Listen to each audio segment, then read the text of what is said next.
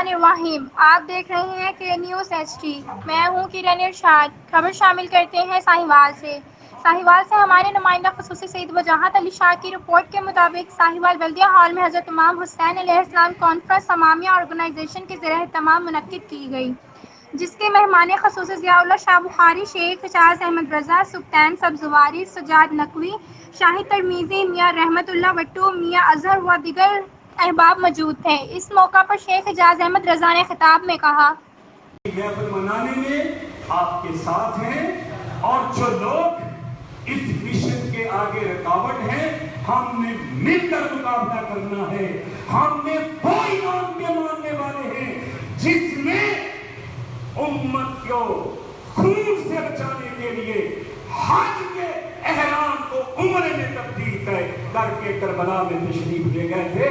ہم نے وہی ویژن کو، وہی درس کو آگے لے جانا ہے، اور کشمیری مسلمانوں کی حمایت میں دعا کرنی ہے۔